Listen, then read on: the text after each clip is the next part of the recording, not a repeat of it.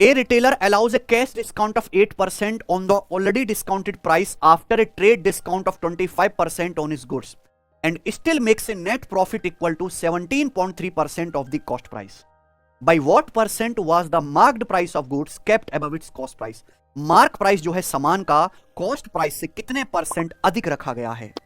यानी कि सवाल में क्या पूछा गया है? मार्कअप प्रतिशत पूछा गया है।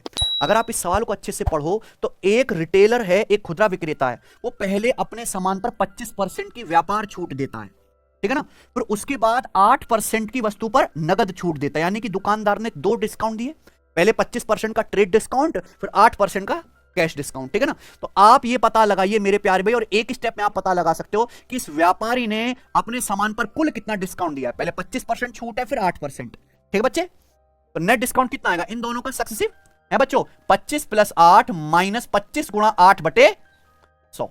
25 प्लस 8 माइनस 25 गुणा 8, सॉरी 8 बटे 100%। तो आप मुझे बताओ बच्चों ये कितना आ गया? 25 प्लस 8 33, 25 अट्ठे 200 बटे 100 2। तो 33 में से 2 घटाएंगे कितना आएगा? 31%। तो हमें कह सकते हैं कि व्यापारी ने अपनी वस्तु पर कुल 31% की छूट दी। 31% छूट देने के बाद भी लागत मूल्य पर कितना लाभ होता है?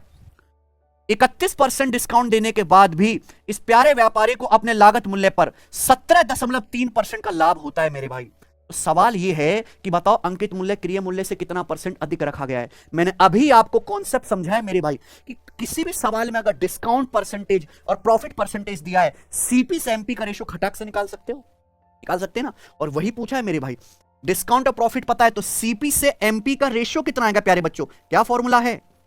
100 minus D upon 100 plus P, ठीक है बच्चों। डिस्काउंट कितना है? 31%, तो 100 माइनस 31 69। प्रॉफिट कितना है? 17.3%, तो 100 में 17.3 जोड़ेंगे 117.3। तो डेसिमल हटाएंगे तो यहां क्या आ जाएगा? ठीक है ना। 23 या 69 है भी, और 23 पंजे 15, 23 से कम 23, फिर किससे कट गया? 3 से। 3 से 30 10 बार और 51 70 बार। ये क्या आ गया? वस्तु के क्रिय मूल्य और अंकित मूल्य का अनुपात आ गया, आ गया ना। यानी कि अगर वस्तु का कॉस्ट प्राइस 10 है तो उसका एमआरपी कितना रखा है दुकानदार ने? 17। तो मार्क प्राइस उसके कॉस्ट प्राइस से, कॉस्ट प्राइस क्या है? 10, वस्तु का अंकित मूल्य 17 है, उसके कॉस्ट प्राइस 10 से कितना ज्यादा है? 7 ज्यादा है। 1/10 10%, 7/10 70%। तो मार्क प्राइस कॉस्ट प्राइस से कितना अधिक हो गया? 70%। समझ में है ना।